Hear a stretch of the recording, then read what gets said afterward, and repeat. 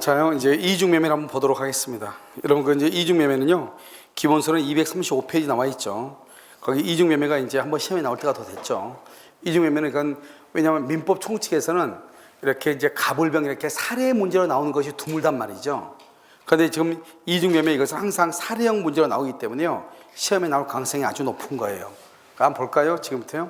자, 우리가 먼저 이중매매를 먼저 보려면요, 채권이 무엇인지를 조금 알아야 돼요.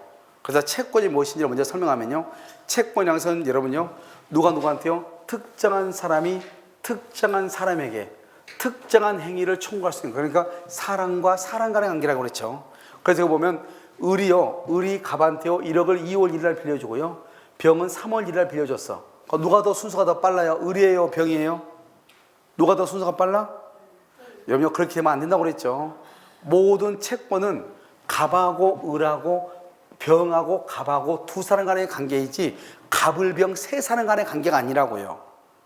알겠죠? 이렇게 세 사람 간의 관계가 아니기 때문에 우리는 누가 빠르다고 말 못하는 거예요. 그래서 모든 사람들은, 모든 채권자는 평등한 거예요. 그러니까 먼저, 선행이라는 것은 먼저 찾아오는 사람이 짱인 거예요. 그러니까 만약에요, 늦게 돈을 빌렸어도 먼저 갑한테 가서 돈을 받아올 수 있는 거예요. 여러분 지금 이해되셨나요? 알겠죠? 그 다음에 채권은 특정인과 특정인 간에, 특정인과 특정인 간, 즉 갑하고 을하고 갑하고 병 간의 문제이지 갑을 병 간의 문제가 아니다. 따라서 을하고 병하고는 누가 더 빠르다고 순서를 정할 수가 있다, 없다? 없다. 그럼 어떻게 한다? 먼저 돈을 받아온 사람이 짱이다. 이해되셨나요? 알겠죠? 이걸 먼저 알아야 지금부터 우리가 이제 공부가 시작이 되는 거예요. 자, 봐봐요. 이중매매라고 되어 있죠. 우리나라는 참 특이하게요, 등기를 갖춰야만이 소유자가 되는 거예요. 그런데 등기가 갖춰지기 전까지는 누구든지 갑하고 계약을 할 수 있는 거예요. 그래서 여기 보시면 지금 갑이 을하고요 2월 1일 계약하고 중도금을 받았어. 그럼 이 사람은 제1매수인이죠. 그런데 그러면 이 사람이 갑이 을한테 등기를 해야 될 것 같은데 이 사람은 등기를 아직 안 해주고 또 3월 1일 또 병하고 또 계약을 한 거예요. 알겠죠? 그리고 이제 나서, 그러면 여기 봐봐요. 등기하기 전까지를 먼저 봐봐. 등기하기 전까지 보면 을하고 병 중에서 누가 먼저 1번이에요? 누가 1번이에요? 을이에요, 병이에요? 그러면 안 된다고 그랬죠, 몇 번? 지금요, 을도 갑한테 등기를 청구할 청구권이라는 채권을 가지고 있고, 병도 갑한테 등기를 청구할 청구권이라고 하는 채권을 가지고 있는 거예요. 우리가 채권은 순서가 있다, 없다? 없다. 그럼 누가 우선한다? 먼저 뭐를 가져온 사람? 등기를 가져올 사람. 만약에 을한테 먼저 등기하면 을이 소유자, 병한테 먼저 등기하면 병이 소유자가 되는 거예요. 그런데 우리가 이제 이해를 돕기 위해서 병한테 등기했다고 보잔 말이죠. 늦게 계약했는데 먼저 등기를 했죠. 그러면 이거 누가 소유자가 된다? 을이 소유자가 되는 거예요. 가봐, 제1 갑하고 제1 매매 계약을 알든 그러면 악이죠. 악이 몰랐어, 모르면 선이죠. 그런 거 안 따진다는 거예요. 우리는 먼저 등기를 가져온 사람이 소유자가 되는 거예요. 알겠죠? 그래서 을이 완전한 소유자가 되죠? 그럼 어떻게 돼요? 갑은 을한테 등기를 해줘야 되는데 병한테 등기해줬죠? 그럼 어떻게 돼요? 갑은 을한테 등기할 수가 있어요, 없어요? 없죠. 없으니까 을이 이제 갑한테 쫓아가서 너 왜 나한테 중동까지 받고 왜 남한테 등기를 넘겼니? 따져야 돼, 안 따져야 돼? 따져야 되겠죠? 그래서 을이 갑한테요, 너는 나한테 아직 등기를 못 해준다. 왜? 병한테 등기했으니까. 등기를 못 해주니까 등기를 해줄 수가 없다. 이행불능이다. 이행불능이니까 이것은 뭐다? 채무불행이다. 알겠죠? 채무불행이니까 나는 너하고 계약을 해지하겠다 이 말이지. 알겠죠? 그리고 나서 너 나한테 손해배상을 해라. 여기서 봐봐. 여기서 중요한 것은 이행불능. 이행불능일 때 손해배상은 이행불능 당시 시가를 기준으로 해. 그럼 여러분, 이행불능이란 말이 뭐예요? 봐봐. 원래 지금은요, 어느 누구한테도 등기를 하지 않으면 갑이 소유자죠. 갑이 을하고 계약을 했잖아요.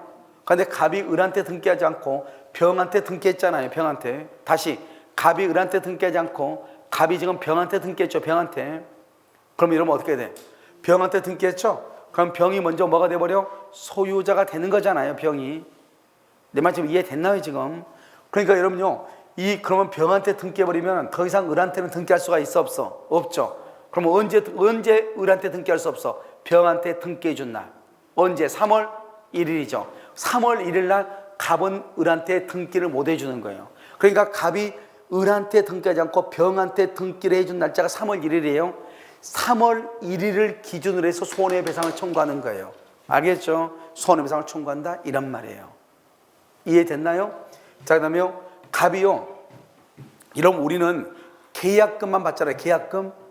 계약금만 받을 때는요, 계약금을 준 사람은 포기하고 받은 사람은 몇 배를 주고 2배를 주고 계약을 언제든지 해지할 수 있는 거예요. 그렇기 때문에 계약금만 준 상태는 이중매매라고 하는 말을 쓰지 않는 거예요. 그런데 이중매매란 말을 썼다고 하는 것은 중도금 이상을 받으면 이제는 더 이상 계약금을 포기하고 해지할 수 있다 없다? 없다 이 말이에요. 그러니까 우리가 이중매매니 어쩌니 이런 말을 쓰려면 일단 뭐가 돼야 돼요? 중도금 이상을 사용해야 돼요. 중도금 이상. 이해됐나요? 자, 중도금 이상. 그럼 다시 봐봐. 갑하고 을하고 중도금을 받았는데 을한테 등기하지 않고 병한테 등기를 해버리죠. 그것을 말한다. 우리는 재산죄, 형법상의 재산죄는 4가지가 있어. 절도죄, 그 다음에 강도죄, 그 다음에 사기죄, 그 다음에 횡령죄가 있단 말이죠. 그 다음에 또 배임죄가 있어. 자, 그럼 봐봐. 우리가 사기죄 말고 배임죄하고 횡령죄 4가지. 절도, 강도, 횡령, 배임 이렇게 4가지가 있어. 그럼 여기서 이제 중요한 것은 절도는요, 남의 물건을 훔쳐오는 거예요. 강도는요, 폭행하고 협박을 해서 훔쳐오는 거예요. 만약에 여러분들이요, 남의 물건을 몰래 훔치는데 주인한테 들켰어. 그럼 주인이요, 내 옷을 잡아. 그러니까 내가요, 주인을 밀쳐버렸어. 그랬더니 주인이 넘어져가지고 다쳤단 말이죠. 그럼 그것도 절도가 아니고 강도가 되는 거예요. 알겠죠? 아무튼 훔치는 과정에서 상대방한테 폭행이나 협박을 하면 강도예요. 그러니까 횡령은 뭐냐? 누군가가요, 나한테 물건을 보관시켜서 좀 보관 좀 하고 있어라. 내가 물건을 보관하고 있는데 내가 돈이 궁해. 돈이 없으니까 그냥 어떡하냐? 이것을 그냥 팔아먹어버려. 무슨 말인지 알겠죠? 이것을 우리가 뭐란다? 남의 물건을 보관한 자가 팔아먹어버렸다? 그걸 횡령이다 이렇게 얘기해요. 그런데 여러분요, 우리가 배임죄라고 하는 것은 뭐냐? 약간 어려워. 배임죄 이익죄니까. 어떻게 이해하시면 돼요? 여러분요, 은행의 지점장들이 있죠. 여러분, 은행의 지점장들이 뭐 하다가 걸리면은 뉴스에서 대부분 다 뭐라고 그래? 나중에 이제 그럼 우리가 뉴스도 이제 자주 봐야 돼요. 왜? 여러분들은 이제 경제학 부동산학 개론을 배우잖아요. 그러니까 이제 거기 부동산학 개론을 배워가지고 거기서 나오는 용어들이 뉴스를 들으면 다 알아들을 수 있어요. 알겠죠? 그럼 거기서 보면 뭐가 나오냐면 은행의 지점장들이 구속될 때 배임죄다 이런 말을 쓴단 말이죠. 그 말은 무슨 말이냐? 은행의 지점장들이 대출을 해줄 때는 은행을 위해서 대출을 해줘야 되잖아요. 그런데 자기 친구가 지금 곧 부실기업에서 곧 망해. 그런데 자기 친구가 좀 대출 좀 해달래. 곧 망할 것을 알면서 대출해줬어. 그럼 대출해주면은 은행은 그 돈을 받을 가능성이 있어 없어? 없죠. 그런 경우를 은행을 위해서 사무를 담당을 해야 될 사람이 은행을 위한 사무를 그리쳤다 이 말이죠. 그것을 무슨 죄라고 한다? 배임죄라고 얘기하는 거예요. 그럼 여기 봐봐. 갑은 을한테 중동을 받았죠. 중동을 받으면 이제 갑은 을한테 등기를 해줄 등기 사무를 담당하게 되는 거예요. 중동을 받으면. 그런데 을한테 등기하지 않고 병한테 등기했죠. 그러면 그 사무를 그르쳤죠. 그것을 배임행위라고 하는 거예요. 다른 말로 그것을 배임죄라고 얘기하는 거예요. 배임죄는 적법이다 불법이다? 불법이죠. 그래서 손해배상 책임을 지는 거예요. 그런데 이 두 가지는요, 이 두 가지로 만다 경합하는 거예요. 경합한다고 하는 것은 둘 중에 하나를 선택적으로 행사할 수 있다 이런 말이에요. 알겠죠? 이렇게 경합하고 선택적으로 행사할 수 있다. 둘 다 청구하는 게 아니라고, 하나만 청구하는 것이라고. 알겠죠? 그럼 봐봐. 원칙. 자, 원칙 지금부터. 원칙은요, 먼저 등기를 한 사람이 소유자다. 알겠죠? 그럼 등기를 못하게 되면 을은 열받죠. 그래서 을은 갑한테 뭘 한다? 계약을 해지할 수 있고 손해배상 청구할 수 있다. 이때 손해배상을 언제를 기준으로 한다? 이행 불능 당시. 언제가 이행 불능이다? 갑이 병한테 등기해 준 날. 그걸 이행 불능이다. 또는요, 갑이 중동을 받았죠? 그러면 을한테 등기할 준비를 하고 있어야 되는데 을한테 등기하지 않고 병한테 등기하죠? 우리는 그것을 무슨 행위를 한다? 배임행위다. 이렇게. 무슨 행위다? 배임행위다. 이렇게 얘기를 해. 자, 그러면 을이 좀 복잡해 보이죠? 좀 복잡해. 그건 시험은 여기서만 나온다. 아시겠죠? 여기에서. 자, 지금부터 설명을 해. 자, 이제 여기 봐봐요. 아까는 우리가 그냥 팔아먹었다고 했죠.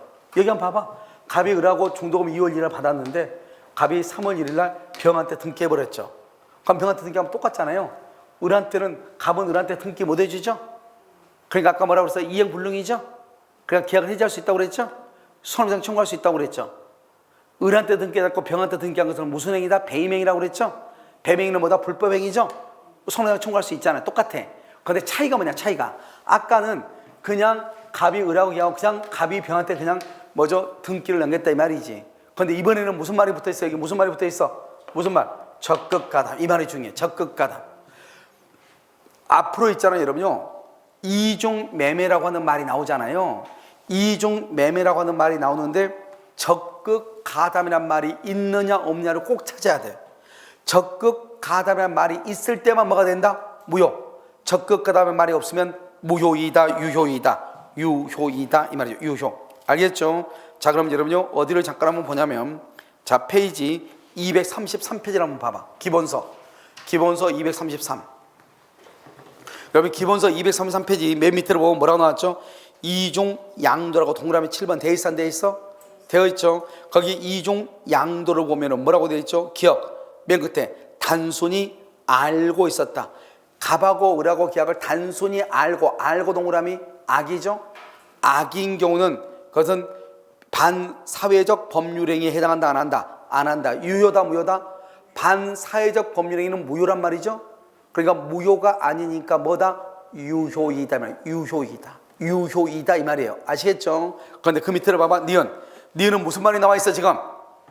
그렇게 오케이. 항상 우리가 이중매매에서 무슨 말을 찾아라? 적극가담이란 말을 찾아라. 적극가담은 103조 위반이다 아니다? 103조에 위반돼서 유효이다 무효이다? 무효이다. 이해됐나요 지금? 알겠죠? 그걸 지금 얘기하는 거예요. 알겠죠? 자, 그 다음에 오른쪽 235페이지 봐봐. 235페이지 보면 뭐라고 나와 있죠? 이중매매가 유효인 경우라고 돼 있나요? 우리 아까 유효, 무조건 유효는 일반 원칙적으로 유효이다. 뭐라서? 먼저 등기를 갖춘 자가 소유권을 취득한다. 먼저 등기를 누가 갖췄냐? 알겠죠? 자, 두 번째, 제2매수인에게 등기가 됐다. 제2매수인에게 등기가 됐다. 그러면 여기 제1매수인은 누구죠? 을이죠. 을은 누구에게? 갑에게. 을은 갑에게 뭐를 청구할 수 있다? 전보배상 청구. 가로 묶고 그것을 뭐라고 한다? 손해배상 이 말이죠. 전보배상의 말이 전적으로 보존해주는 손해배상이죠. 전보배상. 그 다음에 두 번째 줄 말할 수, 여기 봐봐. 여기 손해배상 청구할 수 있고 해지할 수 있죠. 해지할 수 있고. 알겠죠? 그렇게 돼. 근데 이중매매가 무효인 경우 봐봐. 무효가 되려면 반드시 무슨 말이 있어야 돼? 적극가담. 이해됐나요? 무슨 말? 적극가담. 그럼 봐봐 여기. 아까 우리는 뭘 배웠냐면 원칙적으로 유효일 때는 갑하고 을하고 계약이 있다고 하는 것을 병이 알면서 계약해도 먼저 등기 가져오면 무조건 유효라고 그랬죠. 근데 무효가 되려면 반드시 무슨 말이 있어야 돼? 적극가담이 있어야 되죠. 그러면 그 적극가담이란 말이 무슨 말이냐 이 말이지. 여기 봐봐. 적극가담이라는 것은 갑하고 을하고 계약이 있다고 하는 것을 알고는 뭐라고 그래? 악이. 그러면 악이인 경우는 유효다 무효다? 아까 유효라고 그랬죠. 알기만 하면 유효해요. 알면서도 뭘 해야 돼? 매도 요청하고 유도했다 이 말이죠. 매도를 요청하고 유도했단 말은 무슨 말이죠? 병이 뭐라 하냐 갑한테. 갑이 뭐라 하냐? 나 을하고 계약해서 을한테 등기해줘야 돼. 그러니까 병이 뭐라고 그래?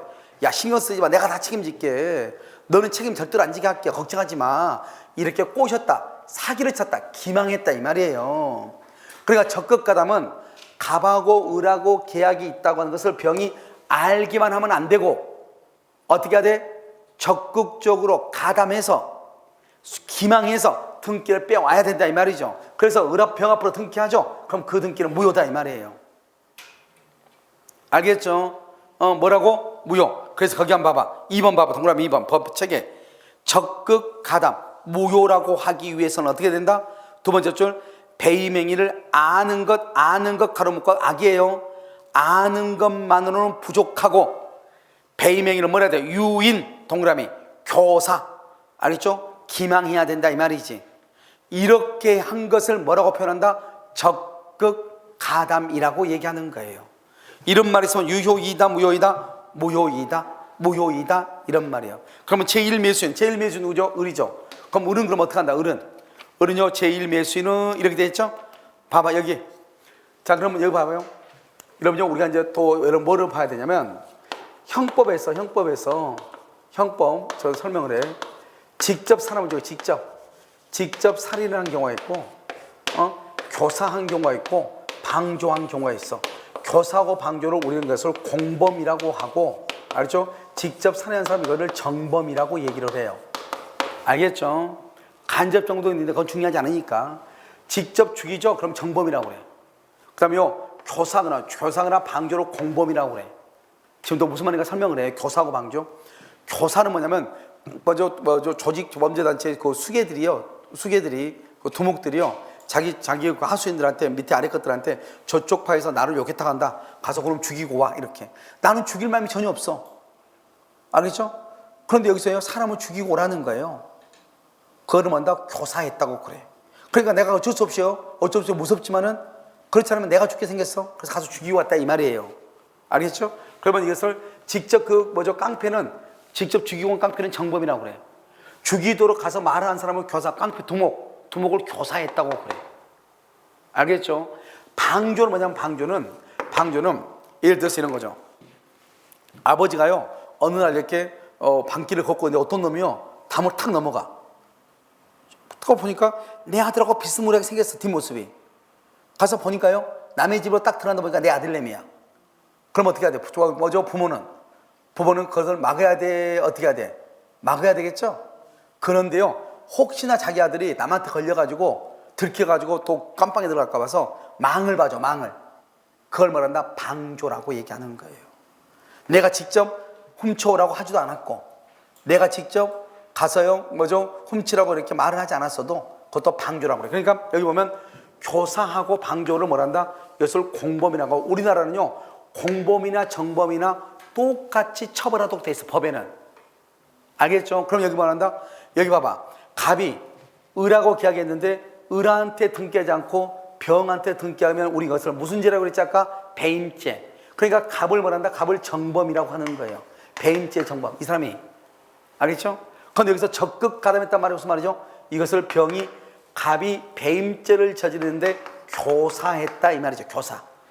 알겠죠? 그러니까 갑만 잘못한 것도 아니고 누구도 잘못했다? 병도 잘못했다. 이해됐나요 지금?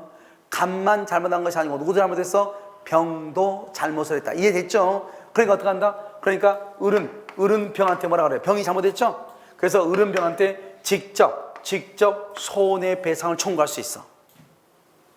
알겠죠? 그게 바로 맨 그 다음 장 봐봐. 236페이지. 236페이지 맨 위에 보고 뭐라고 했어? 제1매수인은 이렇게 돼 있죠? 그게 바로 을이란 말이에요. 을은 제2매수인 병에게 직접 동그라미 손해배상 직접 동그라미 중에 손해배상을 청구할 수 있다 이런 말이에요. 알겠죠? 여러분 혹시 이런 말 들어봤나요? 우리 혹시 여러분요 안 해봤겠네요. 주간반은 여러분요 주간반 강의도 꼭 좀 듣고 오라고 하겠죠. 오전반 강의. 주간반에 뭘 배우냐면 물권법을 배우고 있는데 거기 보면 등기라고 하는 게 나오죠. 등기. 혹시 그럼 강의 안 들었어요 전혀? 주간반 거? 거기 보면 등기에 진정명의회복이라고 하는 말이 나와. 진정명의회복. 진정한 등기 명의를 회복하려면 어떻게 해야 되냐? 내가 소유자가 돼야 돼. 봐봐. 소유자는 갑인데요. 등기는 을로 되어 있는 거예요. 그러면 돼, 안 돼? 안 되죠. 소유자한테 등기가 돼 있어야 되는데 등기가 을 앞으로 되어 있는 거예요. 그러면 이걸 어떻게 해야 돼요? 이 등기를 말소를 해야지. 을의 등기를. 갑이 소유자인데 등기가 을 앞으로 되어 있는 거예요. 그럼 이 을의 등기를 뭐로 해야 된다? 말소해야지. 말소하면 어떻게 돼요? 1번 갑에서 2번 을로 되어 있죠. 이 등기를 이렇게 말소해야죠. 알겠죠? 그렇지 않고 말소하지 않고 진정명의를 회복해. 진정명의 회복을 해. 진정명의 회복으로 인한 소유권 이전 등기로 회복을 해. 어떻게 되느냐? 이렇게 되죠.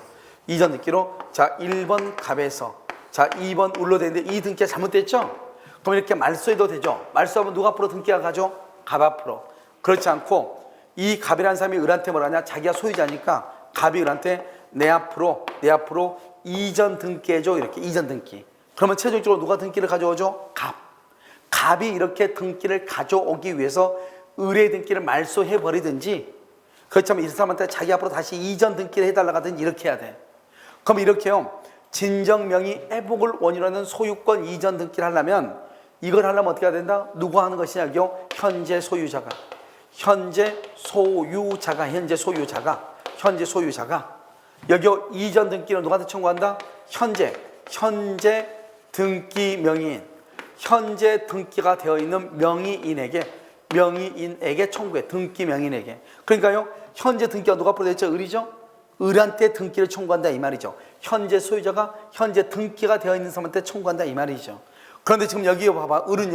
을은 현재 소유자도 아니죠. 왜요? 소유자가 되려면 우리는 뭐가 있어야 돼? 등기가 있어야 되는데 이 사람은 지금 등기가 을한테 되어 있는 것이 아니고 병한테 등기가 되어 있잖아요. 알겠죠? 그래서 을은 현재 소유자도 아니죠. 그래서 그것을 못하는 거예요.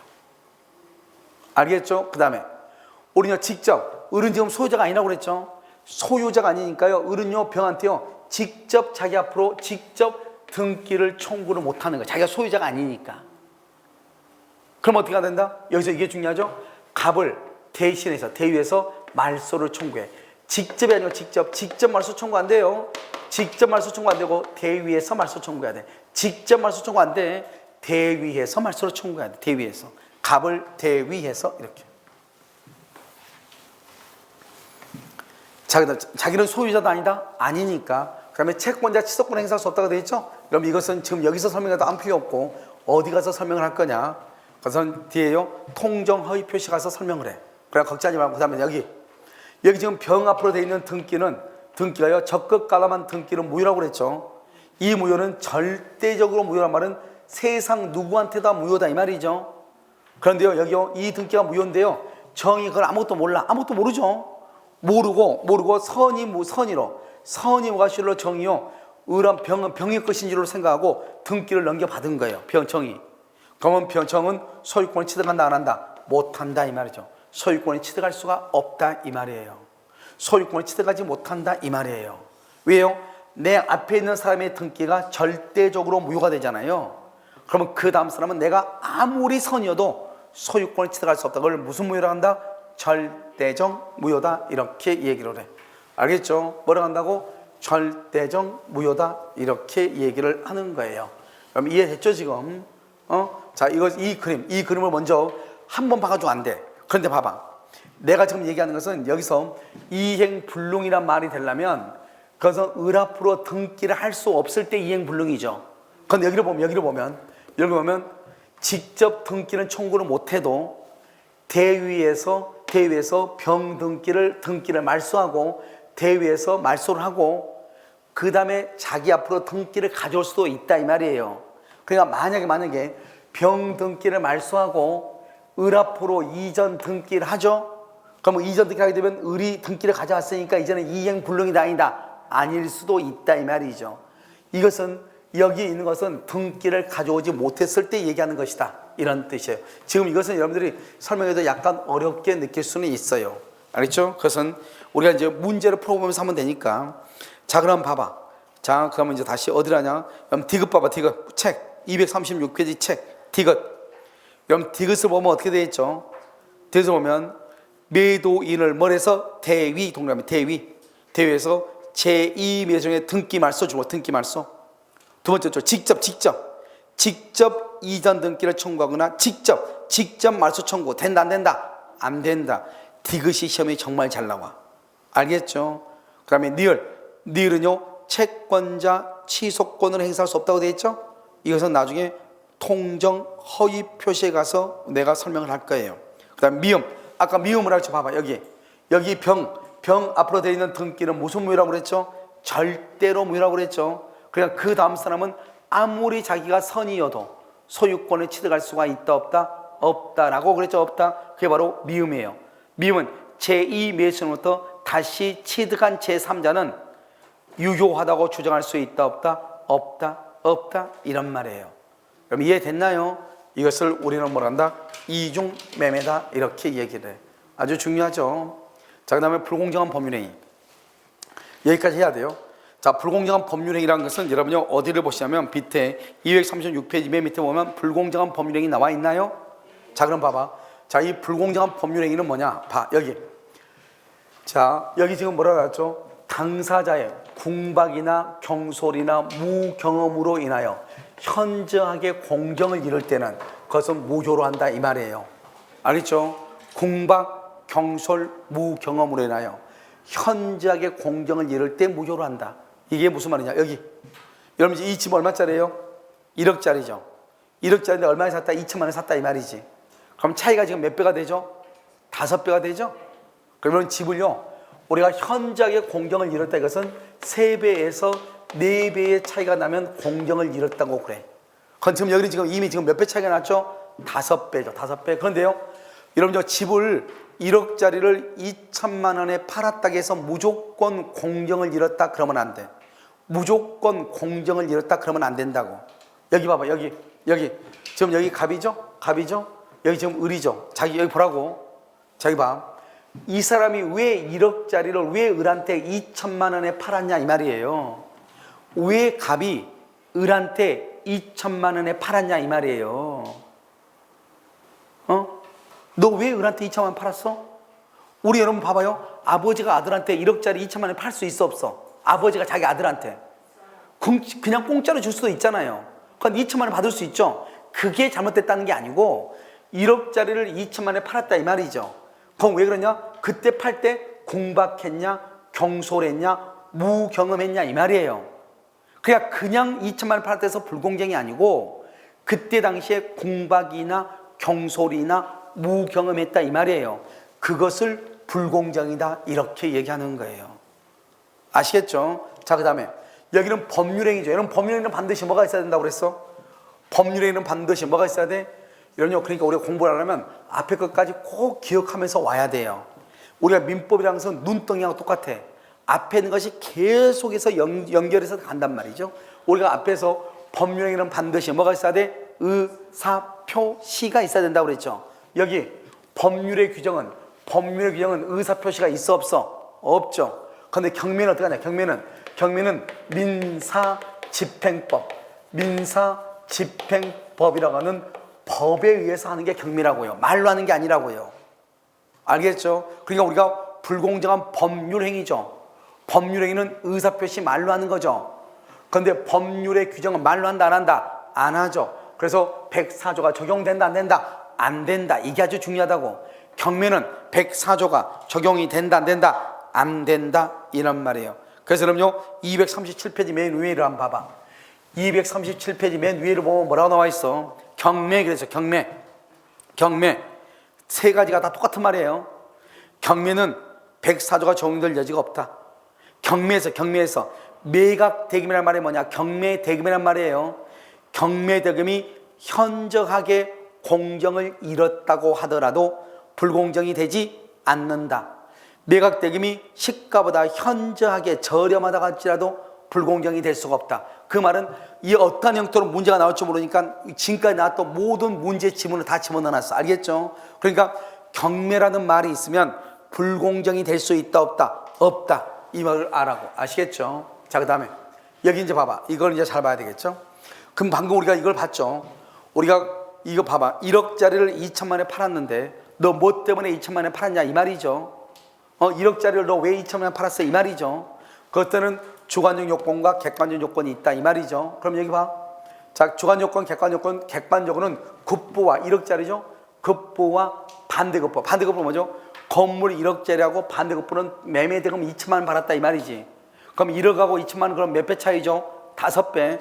그래서 이것을 현저한 불균형은 3배에서 4배에서 현저한 불균형인데 5배나 차이가 나잖아요. 알겠죠? 그런데 여기서 현저한 불균형이란 말이 뭐냐 이 말이죠. 현저한 불균형. 뭐가 현저한 불균형이냐 이 말이에요 지금. 자, 여기 봐봐. 구체적 개별적 사안에서 객관적 가치, 우리 시험에는 뭐라 나왔죠? 주관적 가치로 나왔죠. 주관적 가치 아니에요. 뭐라고? 객관적 가치다. 우리 시험에는 주관적 가치를 가지고 그랬다고. 여러분 봐봐. 여러분 보기에 이거 아무것도 아닌 것 같죠? 여러분 보기에는. 그런데 학원에서는 이게 엄청 중요하거든요. 왜요? 이것 뭐 해봤자 뭐 2만 원밖에 안 해요. 이거 없으면요, 이건 프로젝트는 움직일 수 있어 없어? 없잖아요. 그러니까 여러분한테는 이게 아무것도 아니니까 갖다 던져버리면 되지만 학원에서는 이걸 없어 하루 내에 찾는 거예요. 이해되죠? 그걸 뭐라 한다? 주관적이죠. 사람마다 달라지는 거. 그건 안 돼. 객관적이란 말이 뭐냐? 누가 보더라도 그만한 가치가 있어야 되는 거예요. 그걸 객관적이라고 그래. 그럼 우리가 급부와 반대급부 간의 현재 분균형, 이게 3배에서 4배 차이가 있냐 없냐 하는 것은 객관적 가치를 기준으로, 언제를 기준으로? 계약 체결 당시, 계약을 체결할 때, 나중에가 아니고 계약 체결할 때. 이런 봐봐. 여러분 지금 3기 신도시가 있죠. 3기 신도시의 왕숙지구가 있죠. 왕숙. 여러분요, 만약에 여러분들이요, 적어도 내년 시즌에는 무조건 합격을 해야 돼요. 왕숙 신도시가요, 2027년이 완공이 목표예요. 그럼 내년은 2023년이죠. 그러면 이제 4년밖에 안 남은 거예요. 알겠죠? 그럼 어떻게 해야 돼요?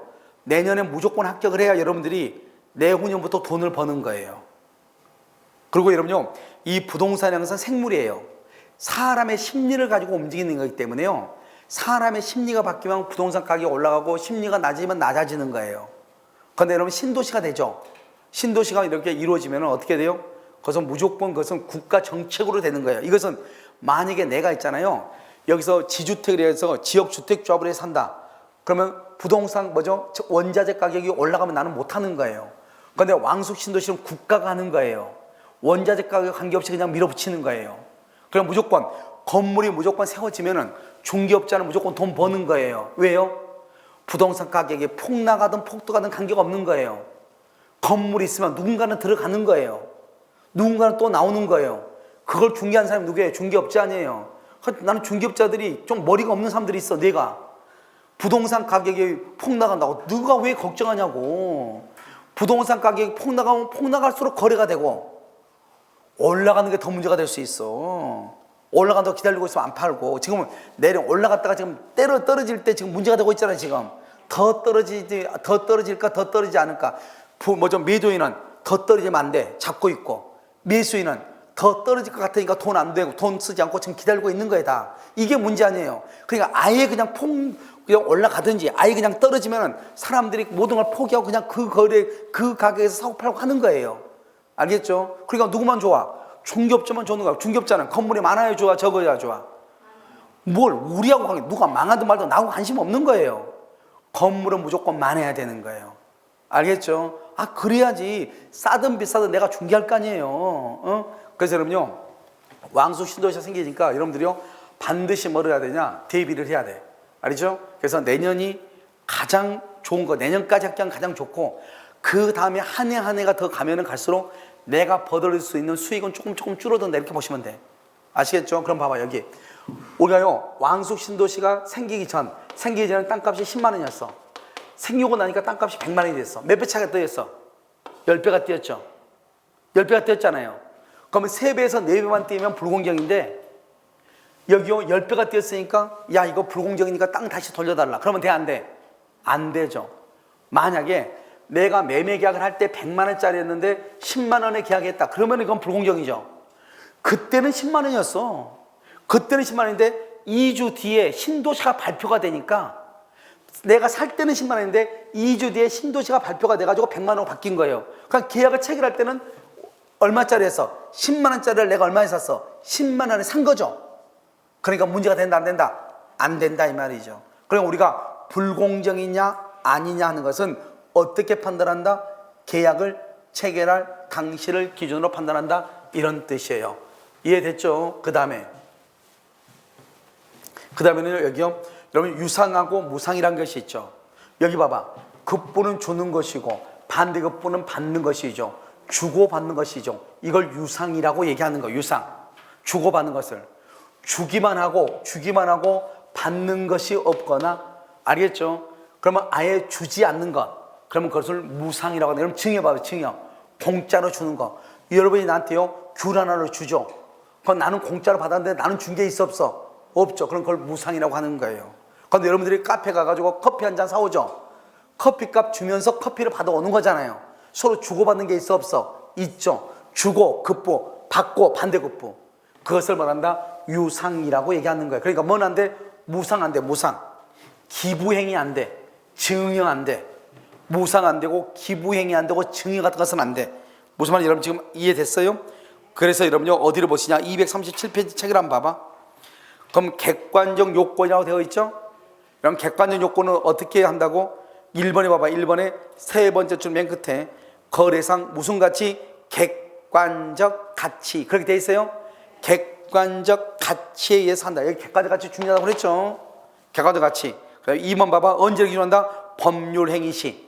법률 행위시를 기준한다. 계약 체결시를 법률 행위시라고 얘기하는 거예요.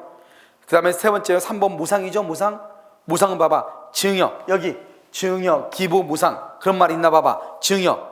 니은은 아무런 대가 없이. 아무 대가 없이가 바로 뭐예요? 무상이지 뭐예요? 무상. 알겠죠? 그 다음에 디귿. 부담 없는 증여. 이런 경우는 적용한다 안 한다? 안 한다는 게 이게 중요하다니까요. 경미하고. 자, 그 다음에 여기 한번 봐봐. 그럼 뭐다? 계약 적용되고 단독행위. 특히 단독행위 중에서 봐봐. 여러분 내가 채권은 면제하죠. 채무, 채권은 포기하고 채무를 면제해 주죠. 알겠죠? 너 채무 갚지 마, 면제고. 내가 채권 안 받을게, 포기고. 채권 포기나 채무 면제랑 같은 말이에요. 그게 바로 뭐냐면 여러분 기본소의 4번이죠. 4번. 동그라미 4번. 그렇게 뭐라고 되어 있어요? 보면 구속된 남편을 석방하기 위해서 남편의 물품 외상대금 뭐를 했다? 채권 포기. 다른 말로 뭐라고 그래? 채무 면제. 이것도 불공정이다. 봐봐, 여기도 적용된다 이 말 아니에요 지금. 알겠죠? 그 다음에 여러분 주관적인 요건이죠. 아주 중요해. 이 주관적인 요건은 봐요. 궁박, 경솔, 무경험. 이러면요 봐봐. 어떤 놈이요 궁박해, 경솔하고 사회적 경험도 없고 이 세 가지를 다 갖춘, 알겠죠? 기상천외한 또라이가 지구상에 존재하겠어 안 하겠어? 안 하겠죠. 그러니까 궁박이나 경솔이나 무경험이라고 하는 것은 모두 다 갖추고 있어야 돼. 하나만 있어도 돼. 하나만 있어도 된다 이 말이죠. 여기 하나만 있어도 이게 중요해. 하나만 있어도 된다. 모두 다 갖출 필요 없이 하나만 있어도 된다 이 말이에요. 내 말 지금 여러분 지금 이해됐나요? 몇 개 있어야 돼? 하나만 있어도 된다고. 하나만 있어도 된다고. 알겠죠? 자, 그 다음에 이런 궁박은 뭐가 궁박이죠? 돈 없는 게 궁박하죠. 알죠? 이런 봐봐. 누군가가 있잖아요. 누군가가 나를요 고소를 했어. 내가요 그 사람을 뒷담화를 좀 했더니요 자기를 명예훼손했다고 해서 나를 고소를 했어. 그럼 내가 이러면 어떻게 돼요? 여기 앉아서 편하게 강의 들을 수 있어 없어? 없죠. 그걸 뭐란다? 정신적 심리적 궁박이다 이렇게 얘기하는 거예요. 이런 것도 포함한다 이 말이에요. 그 다음에 여러분요 무경험이 뭐죠? 경험이 없다가 뭐죠? 경험이 없다. 특정한 거래, 특정 이게 아니에요. 일반적으로 경험이 부족한 것을 얘기해. 일반적으로 경험이 부족한 것을 얘기한다고. 특정한 거래가 아니고 일반적인 거래 영역을 얘기한다고. 일반적인. 그럼 이게 무슨 말이에요? 이런 거죠. 이런 봐봐. 여러분 핸드폰 있죠? 저도 핸드폰은 뭐 나쁜 것은 그렇게 뭐 몇 년 된가 2년인가 1년 된다 2년 된다 그거밖에 안 됐거든요. 그런데 아직도 있죠. 핸드폰은요 기능을 뭐밖에 못 쓰냐? 겨우 검색하는 거. 그 다음에요 이게 강의하다 보니까 스트레스가 좀 있어. 알겠죠? 그러니까 강의 끝나면 뭘 보냐? 꼭 틱톡을 봐. 틱톡 바꾸고 뭐 웃긴 거 있잖아요. 막 그런 거. 그러니까 나는 그 개그 같은 거 뭐 이런 거만 보거든요. 그러니까 그런 것만 본단 말이죠. 그러니까 핸드폰이 뭐가 있는지 뭐 카메라를 어떻게 찍고 이걸 어떻게 막 카메라 뭐죠? 이거 뭐 찍어가지고 무슨 뭐 이것을 뭐라 하죠? 그 뭐 조작하고 이런 것들 있죠. 뭐 사진 찍어가지고 이것을 어떻게 하고 이건 전혀 못해요. 해본 적도 없고. 그러니까 내가 사실 핸드폰을 나는 좋은 거 쓸 필요. 나는 딱 핸드폰이 딱 하나야. 전화 받는 거하고 문자 보내는 거만 있어도 되거든요. 근데 핸드폰은요 쓸데없이 사가지고 비싸게 사가지고요 엉뚱한 돈을 지불하고 있죠. 참 웃기잖아요 그게요. 그럼 나는 핸드폰에 대해 전혀 모르는데도 핸드폰을 샀다 이 말이죠. 이해됐나요? 그걸 뭐란다? 그건 거래 일반이지.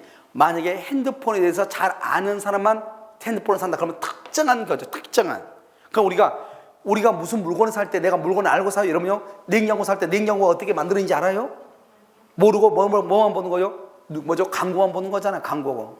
누가 광고했냐? 걔가 광고한 거 괜찮을 것 같더라. 가서 사는 거잖아요. 사보니 어때요? 10년 전에 냉장고나 지금 냉장고나 성능은 다 똑같아 틀려? 똑같은 거예요. 어떤 사람은 전기 적게 먹는데 전기 적게 먹어요? 물건 적게 되면 똑같아. 알겠죠? 그러니까 필요 없는 거예요. 그럼 내가 뭐라고 하냐? 일반에 있어. 일반. 이게 중요한 키워드야. 이게 시험에 몇 번 남았어. 우리가 경험이 있냐 없냐는 거래 일반. 내가 지금 얘기한 건 일반적으로 경험이 있냐 없냐지 특수한 영역에서 거형 부족 그걸 얘기하는 게 아니라고. 그 다음에 두 번째 봐봐. 이 세 가지는 모두 다 있어야 되는 것이 아니고 하나만 있어도 된다는 것이고, 그 다음에 우리가 만약에 집을 사고 팔고 할 때 내가 직접 집을 사고 팔고 하는 게 아니고 대리인을 시켜서 집을 사고 팔고 할 수 있다고. 그럼 이런 봐봐, 내 집을 다른 사람이 팔아주는 거잖아요. 다른 사람이 팔아주는데 그 대리인은 사회적 경험이 없거나 경솔할 수는 있겠죠. 그러니까 이 두 가지는 대리인을 기준으로 판단을 해. 근데 자기 집도 아닌데 자기가 공박할 이유가 있어 없어? 없죠. 자기 집도 아니잖아요. 자기 집도 아닌데 공박할 이유가 있냐고. 그것은 본인을 기준으로 판단을 하는 거예요. 알겠죠? 본인을 기준으로 판단한다. 이해됐나요? 내 것도 아닌데요. 내가 꼭 그럴 필요가 뭐가 있어요? 여러분, 제가요 지금 그 계약이 다 거의 다 끝나가지고 부산에서 이제 계약 다 끝났어요. 이제 등기부하면 한 사람만 남은 4%가 나왔는데 도로 지분은 4,200평을 샀어요. 도로 지분. 알겠죠? 부산에 있는 대표하고 저하고 둘이 합의해가지고요. 4,200평 샀는데 맨 처음에요. 이거 뭐 하거나 뭐 이렇게 할 때 정말 문제가 되는 거예요. 알겠죠? 왜냐하면 이걸 사가지고 뭘 하려고 하는데 사람들이요 믿어준 사람이 없어. 도로 있죠, 도로 지분에는 뭐가 나오냐? 우리가 60평방미터마다 뭐가 나오냐? 분양권이 나오거든요. 분양권이. 이런 아파트 분양권 있죠? 이런 보면 분양권 하나 받으려면 어떻게 해야 돼요? 뭐 일수증해야 되고 뭐 있잖아요. 그건 필요 없어요. 여기는 그냥 바로 그냥 분양권이 나오는 거예요. 이걸 가지고 설명을 하고 나서요 투자를 좀 받으려고 했더니 사람들이 사기 아니냐고 한 사람이 있고요. 제일 먼저 사기 아니냐. 두 번째는요, 아니 선생님은 그냥 강의를 하시지 왜 그런 것을 하냐고. 뭐 이런 거란 말이죠, 이게요. 그러니까 이런 보면 우리가 생각하는 것은 항상 내가 지금 얘기하는 것은 뭐냐면 내가 직접 뭐를 하면은 내가 판단을 하면 내가 힘들죠. 그렇잖아요. 그래서요 맨 처음에는 이게 어느 정도 투자금이 들어와 가지고 기본적인 베이스를 깔아 가지고 다시 다른 데서 펀딩을 받기로 했거든요. 알겠죠? 그러면 기본적으로 어느 정도 내가 우리 수중에 10억 정도가 있어야 돼. 10억이. 근데 10억이 다 찼는데 1억 3천이 부족한 거예요. 나머지 돈은 다 탔는데. 그래가지고 이것 때문에 이걸 했는데요. 농담하는 게 아니고 한 달 사이에요. 나는 사람들이 머리 빠진단 말을 처음 알았어요. 사람들이 뭐 하면 머리 빠진다고 하잖아요. 너무 스트레스를 받아가지고. 그랬는데 그걸 말한다. 그걸 공부하기로 하는 거예요. 그러니까 남의 걸 팔아주는 사람 공부할 이유가 있어 없어? 없죠. 그러니까 우리를 위해서 일해준 사람이 몇 명 있었단 말이죠. 바람잡이들이 있었단 말이죠. 그 사람들은 무슨 관심이 없죠. 계속 전화만 오죠. 됐냐고. 아침에 일어나면 전화 와 있고 점심 때 저녁에 잠자기 전에 전화 와 있고 내일 데리고 가자 전화 와 있고. 이게요 그 사람들은 관심이 없죠. 누가요? 본인 당사자가 문제죠. 당사자는 본인은 공박할 수 있지만 그 사람들은 공박할 이유가 있어 없어? 없는 거잖아. 그걸 지금 얘기하는 거예요. 알죠? 이게 중요하다. 그래서 한번 봐봐 거기서 지금 뭘 보자면 여러분요 어디 중간적인 요건 봐봐. 맨 밑에 237페이지 맨 밑에 237페이지 맨 밑에 뭐라고 돼 있어? 공박이란 경제적, 정신적, 심리적 모든 것을 포함한다. 그 다음에 자 무경험 봐. 무경험은 특정 동그라미하고 X라고 해. 특정 동그라미하고 X라고 하라고. 특정이 아니고 뭐다? 거래 일반 동그라미 일반. 그 다음에 3번은 공박과 경솔과 무경험은 모두 다 있어야 돼. 하나만 있으면 돼. 하나만 모두 구비될 필요 없다. 가로로 묶고 모두 구비될 필요 없다. 가로로 묶고 하나만 있어도 된다. 이렇게 써. 알겠죠? 하나만 있어도 된다. 이해됐나요? 자, 그 다음에 4번은요 이쪽 4번은 일부만 갖추어도 충분하다. 이렇게. 그 다음에 5번은 맨 끝에 내가 우리 책에는 내가 몇 번 얘기해서 중요한 것이 지금 다 까맣게 돼 있죠. 내가 그것만 있는 거예요. 근데 여러분이 봐봐. 여러분이 읽을 때는 집에 가서 어떻게 해야 돼요? 까만 것을 중심으로 좌우로 다 읽어봐야 돼. 알겠죠? 그런데 이걸 보면 4번은 맨 끝에 5번은 맨 끝에 보면 경솔과 무경험은 뭐 대리인, 그 다음에 공박은 뭐 본인. 여기서 5번이 가장 중요해. 시험에 많이 나와. 항상 뭐라고 나온다? 이렇게 나와. 경솔과 공박은 본인, 경솔과 무경험은 본인. 이런 식으로 나온다고. 공박은 대리인 이렇게 나온다고. 뭐만 본인이다? 공박만 본인이다. 이 말이죠. 그 다음에 6번은요 폭리자가 피해자의 공박이나 경솔, 무경험을 동그라미 알고서 그 다음에 알고서 그다서 인식. 그래서 인식이 한다고 그래. 인식. 여기 봐봐. 알면서 인식. 알기만 하면 안 돼. 이용하려는 의사. 이것을 폭리의사라고 그래. 이용하려는 의사, 그것을 폭리의사라고 그래. 알겠죠? 이용하려는 의사, 그것을 폭리의사다, 이렇게 얘기를 해. 그럼 이해됐나요? 이용하려고 하는 의사가 있어야 된다, 이렇게. 자, 만약 7번 봐봐. 두 번째 끝에 이용하려는 의사, 즉 폭리행위에 악의가 없다면 줄거, 폭리행위에 악의가 없다면, 이용하려고 하는 의사가 없다면 이 말이죠. 성립한다, 안 한다? 안 한다. 성립하지 않는다. 자, 그 다음에 여기 여러분요, 1억짜리 집을 2천만에 팔았으면 몇 배 차이죠? 5배죠. 이러면 5배 차이가 있으면은 그 사람은 공박했기 때문이다. OX. 1억짜리로 5배 차려서 그 사람은 멍청한 것 같은데? 여러분요, 아버지가 아들한테 1억짜리를 2천만 원에 팔 수 있어, 없어? 있죠. 그럼 아버지가 뭐가 문제가 있는 거예요?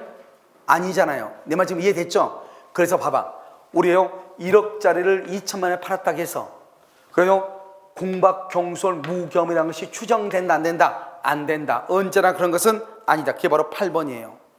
현저한 불균형이 있다고 해서 공박, 경솔, 무경험이 추정되지는 않는다, 이 말이에요. 이해됐나요 지금? 그래서 여기 있는 것이 아주 중요해. 지금 이 판이, 알겠죠? 여기 있는 것에서 거의 되면 만약에 불공정한 법률에서 문제가 나온다 그러면 여기에서 거의 다 시험에 나오는 것이다. 알겠죠? 그래서 거기 있는 그림을 잘 보시라고. 자, 그 다음에 여기 객관적 요건과 주관적 요건이 있다고 해서 언제나 불공정한 법령이가 되는 것은 아니다. 뭐를 있어야 돼요? 우리가 현저한 불균형이 있고 공박, 경솔, 무경험이 있다 할지라도 반드시 뭘 해야 돼? 그렇다 해서 불공정이 되는 것이 아니고 이걸 이용하려고 하는 뭐가 있어야 돼? 의사. 이용하려고 하는 의사가 있어야 된다고. 그러니까 여기요, 이용해야 된다. 알면서 이용한다. 이용 동그라미, 이용, 이것을 폭리의사, 폭리의사가 있어야 된다. 폭리의사. 아시겠죠? 그 다음에 아까 얘기했죠? 현저하게 5배 차이가 난다. 현저하게 불균형하다고 해서 언제나 궁박이나 경솔이나 무경험하다고 볼 수가 있다, 없다? 없다. 아버지가 아들한테 매매한 경우, 이렇게 써놔봐. 아버지가 아들한테 매매한 경우, 이렇게 써놔보라고. 그럼 쓰면은 아버지가 자식한테 팔았는데 1억짜리를 2천만 팔고 나서 나 그때 불공정했으니까 돌려달라. 말이 돼, 안 돼? 안 된다, 이 말이죠. 그 다음에 여러분요, 재밌는 말이죠. 우리가 어업권 있죠. 어업권이 뭐냐면 우리가 이제 거기에 이제 그 적조 현상이나 이런 것이 있어가지고 국가에서요 이제 보상을 해준단 말이죠. 그럼 어떻게 해야 돼요? 마을 주민, 그 고기 잡는 사람들 5,000개요. 그 사람들이 모여가지고 뭘 해야 돼? 돈을 분배하기로 해야 되잖아요. 총의 결의를 했는데 그 결의가 불공정하다, 이 말이죠. 그럼 그것도 폭행위가 될 수 있다, 이런 말이에요. 아시겠죠? 자, 그다음에 104조 위반이면 어떻게 된다? 그럼 104조 위반으로 무효가 되죠? 그럼 104조 위반으로 무효면 절대적 무효. 절대적 무효란 말은 뭐죠? 절대적 무효란 말은 제3자는 어느 누구도 권리를 취득할 수 있다, 없다? 없다. 없다, 이 말이죠. 자, 그다음에 재밌는 말은 3번인데요. 3번 별 하나에 별을 모효행위 전환이 인정된다. 아직 이것은요 우리가 별 하나 하는데 이것은 나중에 모효행위 전환에 가서 설명을 할 거예요. 그러니까 뭐냐, 불공정한 법률행위에 해당하여 무효일지라도 모효행위 전환에 관한 규정이 적용될 수 있다, 이 말인데 이것은 뭐냐면 이런 거야. 봐, 모효행위 전환 지금부터 설명을 해. 모효행위의 전환이죠. 전환이요. 이런 봐봐. 남의 자식 있죠. 이런 남의 자식을 데려오면 무슨 신고해야 돼요? 남의 애는 입양 신고해야죠. 입양 신고. 입양 신고를 해야죠. 자, 그런데요, 남의 자식 데려오면 입양 신고해야 되잖아요. 그럼 남의 자식을 데려와 가지고요 무슨 신고를 했느냐? 친생자, 내가 낳았다고 친생자 신고를 했어요. 이러면요 우리가요 양자는 두 가지가 있어. 내 자식처럼 내가 키우겠다. 봐봐, 그냥 우리가 입양이 있고요, 그 입양이 있고 친양자 제도가 있고 그래요. 친양자 제도는 뭐냐면 갑하고 을하고 지금 이 아이를 낳았잖아요. 이 아이를요 A라는 사람이 내가 입양을 하고 싶어. 친양자 제도는요 부부간에 합의가 있어야 돼. A하고 B하고요. 그래서 이것을 내가 입양을 하면은 이 아이는요 이 아버지 친부모하고는 법적으로 모든 것이 단절이 돼. 친부모하고는. 그래서 완전히 내 자식이 되는 것이에요. 그걸 친양자라고 그래. 알겠죠? 그런데 입양을 하면 입양을 하게 되면 어떻게 하냐면 친부하고 양부모하고 다 다리를 같이 걸치고 있는 거예요. 알겠죠? 그래서 이제 만약에 입양을 했을 때는 친부모가 사망하면 친부모한테 유산을 받을 수 있고 양부모가 돌아가시면 양부모한테 돈을 받을 수 있는 거예요. 우선 이해됐나요? 알겠죠? 그러니까 이제 이런 제도가 있는데요. 먼저 남의 아이를 데려오면 어떻게 하죠? 입양 신고를 해야 되는데 입양 신고를 하지 않고 친생자 신고를. 여러분 친생자는 내가 낳아야지 친생자잖아요. 그러니까 이 신고는 유효예요, 무효예요? 무효이죠. 무효잖아요, 친생자는. 그런데 이 사람이요, 남의 아이를 데려와서 자기가 친생자라고 했다는 것은 자기는 적어도 최소한 입양을 할 생각은 있었어, 없었어? 있었으니까 그랬을 거 아니에요. 그래서 어떻게 얘기한다? 친생자 신고가 무효라고 해서 이 아이를 다시 데려가라. 그러면 안 되죠. 이 사람이 적어도 입양의 요건을 갖추고 있다. 입양 요건은 만약에 15세 미만은 그의 부모가 대신 승낙을 해야 되고 15세 이상은 입양을 갈 아이가 승낙을 해야 돼요. 그런 모든 요건을 다 갖추었다 한다면 이 친생자 신고를 처음부터 친생자 신고로 보는 것이 아니고 처음부터 무슨 신고로 봐준다? 입양 신고로 처음부터 봐준다 이 말이죠. 원래는 친생자 신고는 무효인데 이 무효인 것을 무효라고 하지 말고 처음부터 이 신고를 친생자 신고로 보지 말고 입양 신고로 봐주자 이 말이죠. 그걸 무효행위 전환이라고 얘기하는 거예요. 알겠죠? 그러니까 우리가요, 만약에 불공정한 법률 행위에서 무효일지라도 무효행위 전환이 인정될 수 있다. 무슨 말이냐? 여기 이 건물이요, 지금 5억짜리 건물이 있는데요. 그런데 친구가 5억짜리 건물이 있어. 5억짜리 건물이 있는데요. 이 갑이 갑자기 가가지고 을한테 뭐라냐? 야, 너 내 거 반값이라도 살래? 이렇게 반값이 얼마죠? 2억 5천에 살래? 이렇게 얘기했어. 2억 5천원 살래? 그렇게. 을이 원하냐? 나 돈 없어. 나 1억밖에 없어. 1억밖에. 그러니까 뭐라 하냐? 그러면 너 1억에 사. 그냥 1억에 사. 너 1억에 사고 너가 가져가 이랬어. 야, 어떻게 그러니? 2억 그래도 반값은 줘야지. 내가 나중에 돈 줄게. 그러니까 갑이 뭐냐? 관계없다고. 내가 지금 당장 급한 돈이 1억이니 1억만 주고 너 가져가라는 거예요. 그래가지고 1억 주고 가져왔거든요. 반 준다 했는데 꾸역꾸역 1억만 주라고 해가지고 과자한테 이름이 뭐라 하냐? 나중에 이제 다 일처리 되고 정신 차려보니까 너무 싸게 판 거예요. 그러니까 이름이 뭐라 하냐? 갑자기 돌아가가지고 야, 5억짜리 이렇게 팔았으니까 몇 배죠? 5배죠? 그때 내가 정신적으로 너무 경황이 없었다. 정신적으로 궁박을 했다. 그러니까 이것은 불공정이다. 그러니까 무효다. 그래서 내 거 돌려달라. 이렇게 했단 말이죠. 그랬대 이때 을이 뭐라 하냐? 을이 너 무슨 말이냐? 그때 내가 반값으로 너 반값에 사라며. 내가 나한테 그때 반값 준다고 했는데 이렇게 얘기해. 내가 나중에 1억 5천 더 줄게. 이렇게. 그럼 1억 5천 더 주면 얼마가 되죠? 2억 5천이 되죠? 2억 5천이면 몇 배 차이밖에 안 돼? 2배밖에 안 돼. 5억의 반이니까 2배잖아요. 몇 배가 돼야지 불공정이라겠죠? 3배 이상 돼야지 2배가 안 되죠? 3배가 안 되죠? 그냥 불공정이다 아니다? 아니다 이 말이에요. 그러니까 우리가 불공정한 법률행위에 해당해서 무효였다 할지라도 무효행위 전환에 관한 것이 인정될 수 있다 이 말이에요. 아시겠죠? 그래서 이것이 아주 중요하다. 그래서 3번은 시험에 너무너무 많이 나왔다. 너무너무. 자, 그 다음에 자, 여기 봐. 이러면 갑하고 을하고 있죠. 갑하고 을하고 이러면 첩 계약을 하잖아요. 갑이 첩한테요 아파트를 하나 증여했어. 아파트를. 그래도 첩도요 뭐 하나 받았으니까 줘야 될 것 같잖아요. 그래서 중고 자동차 하나를 선물했어. 갑한테. 아파트 받고. 그러면 이 첩 계약은 103조 위반이라고 그랬죠. 그럼 103조 위반이면 746조 불법 원인급여라고 그랬죠. 불법 원인급여는 반환을 청구할 수 있다 없다? 반환을 청구할 수 없다고 그랬죠. 그랬잖아요. 그럼 어떻게 한다? 갑은 을한테 준 아파트 반환 청구 못하고 을도 갑한테 준 차를 반환 청구를 못하는 거예요. 둘 다 반환을 청구를 못하는 거예요. 이해되셨나요? 알겠죠? 그런데 이거는 103조일 때 그렇단 말이죠. 그런데 그러면 104조는 봐봐.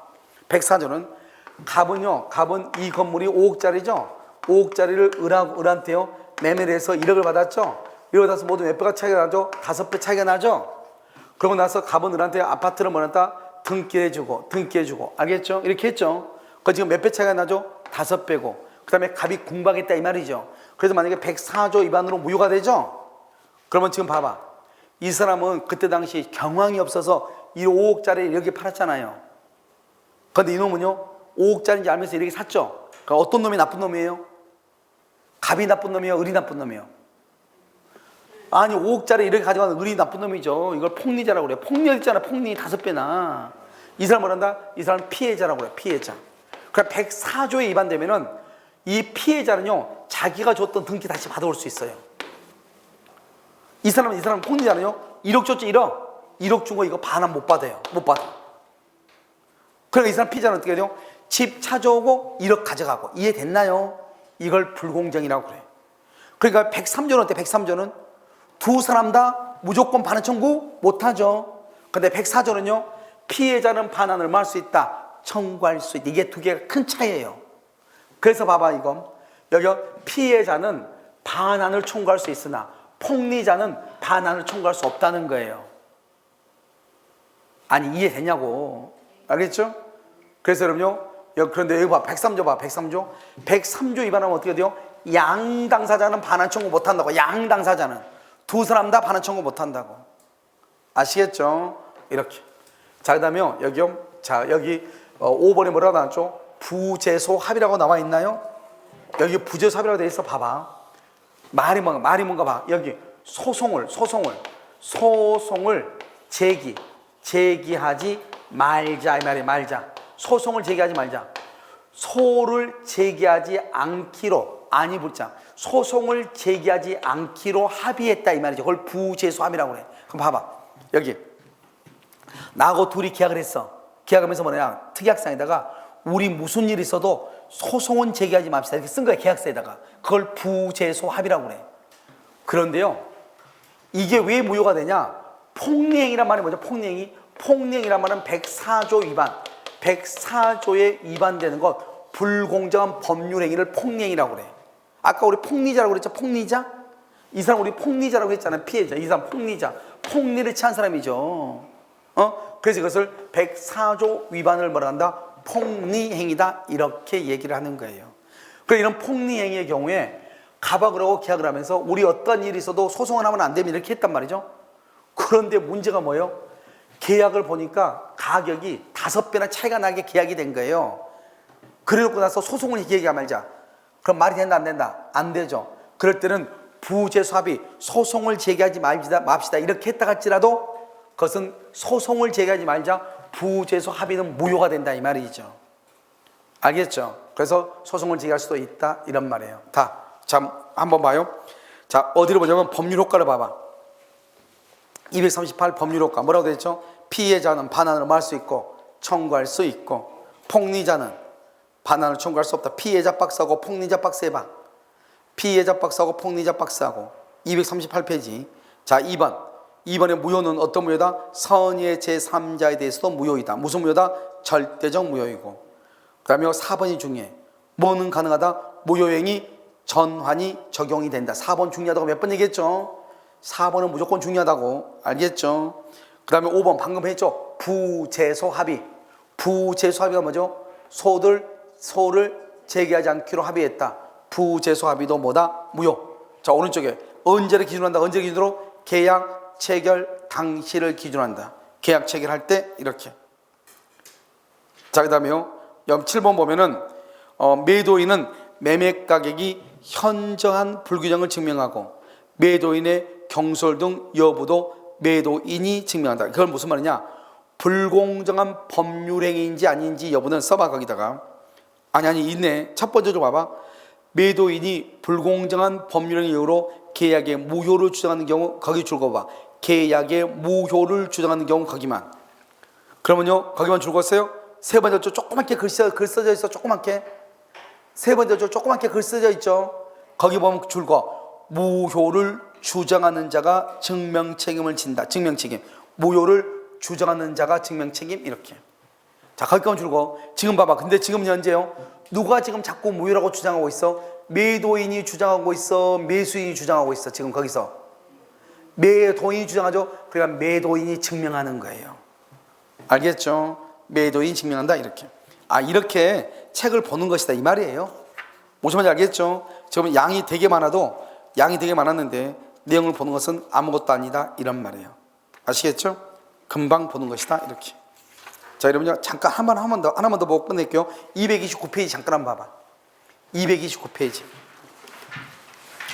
여러분요 229페이지 보면 뭐가 나오냐면 거기요 불능 나오나요? 불능? 나와요? 229페이지 불능 나오냐고. 나오죠? 자, 이런 봐봐.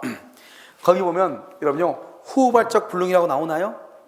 229페이지면 후발적 불능 나와요? 그럼 후발적은 뭐가 후발적이라고 했죠? 여기 봐봐. 여기 후발적은요 계약 체결 후라고 그랬죠. 계약 체계로는 매매 계약 체계로죠. 거기 한번 봐봐. 뭐라고 되어 있죠? 거기 보면 니은 봐봐. 임대차 계약을 체결한 후, 알겠죠? 디귿 봐봐. 매매 계약을 체결한 후, 매매 계약 체결한 후, 두 번째 죠. 유효 동그라미 디귿. 매매 계약 체계로 맨 끝에 유효 동그라미 유효. 지금 그렇게 돼 있죠. 지금 봐봐요. 여기요. 여러분 후발적은 봐봐. 여기 후발적은 유효다 무효다? 유효다 이 말이죠. 여기 보라고. 후발적은 유효잖아요. 그럼 계약 체계로란 말이지만 일단 유효야.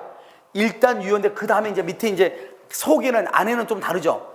유효는 유효인데 후발적으로 부르게 되는데 채무자 때문이냐 채권자 때문이냐 두 사람이 잘못이 없냐 이건 계속 따져가야 돼. 이건 나중에 문제이고 일단 계약 체계로 그런 말이 있어 무조건 뭐가 된다? 유효다 이 말이에요. 지금 내 말이 계약 체계로 그 다음에 내가 안 읽었잖아요.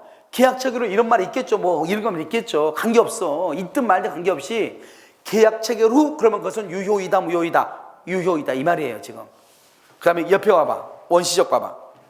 후발적 굴릉 했고 지금요 이제 원시적 굴릉 봐봐. 4번 228페이지 거기요 동그라미 4번에 밑에 동그라미 4번에 목적의 가능성의 4번에 원시적 굴릉이라 되어 있죠. 거기 키워드가 뭐라고 되어 있어요? 이미 뭐 멸실 이렇게. 그러면 우리는 이때는요 무슨 이익을 배상한다고 했죠? 신뢰 이익. 그 신뢰 이익이 뭐냐? 계약의 유효를 믿었음이 뭐죠? 믿을 신자 믿었음으로 인하여 받은 손해. 이해됐나요? 믿을 신자 신뢰 이익이죠. 자, 그 다음에 봐봐. 디귿 봐봐. 디귿. 계약 체결 전에 이미 토지가 수용, 이미 멸실. 봐봐. 여기 이미 수용, 이미란 말이 있으면 이미 멸실, 이미 수용, 이미란 말이 있으면 그걸 뭐라고 한다? 원시적이라고 그래. 계약 체결되기 전에 이미 멸실, 이미 수용. 이해됐어요? 자, 그걸 보시고 그 다음에 디귿 했죠? 니을 뭐라고 됐어? 이미 끝났죠. 이미 멸실 됐죠? 그래서 디귿하고 니을을 잘 봐야 돼. 이 말이 나오면 뭐다? 자, 봐봐. 만약에 여러분요 계약 체결상의 과실 책임에 해당하는 것을 이렇게 나와 시험에 계약 체결상의 과실 책임에 해당하는 것 그것은 어디에 해당한다? 어디? 원시적 불능을 찾으라 이 말이에요. 그럼 원시적 불능은 뭐다? 이미 멸실, 이미 수용. 그래서 디귿하고 니을이 그것은 원시적 불능에도 해당하지만 뭐에도 해당한다? 계약 체결상의 과실 책임에도 해당한다 이 말이죠. 만약에 시험에 다음 중에서 계약 체결상의 과실 책임에 해당하는 것은 이렇게 나오죠. 그렇게 나오면 거기 지금 디귿하고 니을을 찾으면 돼. 이미 멸실, 이미 수용 이 말을 찾으면 된다고. 그 다음에 미음 아주 중요하죠. 봐봐. 여기 수량을 지정한 매매라고 그랬죠. 수량을 지정하는데 일부죠. 일부 부족, 일부로 뭐라 한다? 미달됐다. 전부가 아니잖아요. 미달이라는 것은 일부라는 말이죠. 그런 경우는 담보 책임이라고 해야지 계약 체결상의 과실 책임 그러면 돼? 안 돼. 계약 체결상의 과실 책임은 전부가 불능이 돼야 된다니까. 명확하게 아시겠죠? 그래서 거기 보시면 실제 면적이 계약 면적의 미달 동그라미. 미음의 맨 끝에 미달이란 말이 중요해. 미달이란 말은 부족이란 말이에요. 부족이란 말은 계약 체결상의 과실 책임과 관계가 있다 없다. 계약 체결상의 과실 책임은 일부가 불능이 돼야 돼? 전부가 불능이 돼야 돼? 전부. 그래서 이것은 미달된다. 그럼 맨 끝에 계약 체결상의 과실 책임은 인정될 수가 없다 이렇게 얘기하는 거예요. 그럼 여기 봐봐. 여기 내가 지금 얘기하는 것은 여러분들이 이 책을 보면은 기본서를 보면은 그걸 아무리 봐도 무슨 말인지 이게요 읽어가지고 이 말을 읽었는데 무슨 말인지 이해가 됐다. 그 사람은 여러분 집에 돌아가기 전에 엘리베이터를 타기 전에 여러분 요단강을 건널 사람이에요. 영안이 열렸다. 알겠죠? 그러니까 봐 여기. 그러면 어떻게 해야 돼? 이것은 표를 보고 먼저 이해를 먼저 해야 돼. 구도를 먼저 잡아야 돼. 잡고 나서 이 구도에 맞는 내용을 받아들이는 거예요. 어떻게 책을 읽을 것인가. 그러니까 계약 체결상의 과실 책임은 전부 불능인 경우고 전부가 불능이면 무효인 걸 찾는 것이고 무효냐 전부 불능이냐는 이미 멸실 이미 수용을 찾는 것이고 만약에 미달이라는 것은 전부가 아니고 일부니까 무효도 아니고 계약 체결상의 과실 책임도 아니고 일부다 미달일 때는 뭐로 가는 것이다? 담보 책임으로 가는 것이고 계약 체결 후다 매매계약 체결 후 임대차 계약 체결 후는 유효이다 무효이다? 유효로 가는 것이고 이해됐죠? 이익멸실 무효로 가는 것이고, 이익멸실 신뢰이익 배상을 하는 것이고, 이익멸실 계약 체결상의 과실 책임으로 가는 것이고. 이해되셨나요? 알겠죠? 그렇게 보는 것이에요. 됐죠? 지금 이 그림하고 책하고 보는 방법을 지금 얘기하고 있는 거예요. 됐죠? 지금. 그래서 이렇게 보면 금방 한 번만 보면 이렇게도 했는데 안 된다는 것은 아직까지 지구상에 그런 사람 본 적이 없어요. 아시겠죠? 자, 오는 강의는요, 여러분 여기까지 하고 그러면요, 오전 강의 해놓은 거 있죠? 오전반 강의한 거 여러분요 조금 꼭 좀 봤으면 좋겠어요. 아시겠죠? 그래서 오전반 강의는 오늘까지 한 것은 약간 어려울 수 있어요. 근데 다음번에 강의부터는 이제 오전반 강의도 뭐냐면 소유권부터 강의하거든요. 소유권, 지상권, 지역권, 그러니까 여러분들이 주변에서 다 본 것들, 다 들었던 것을 강의를 해요. 아시겠죠? 그래서 여러분요 오전반 강의도 꼭 좀 참고를 좀 했으면 좋겠어요. 자, 오늘 강의는 여기까지 하도록 하겠습니다.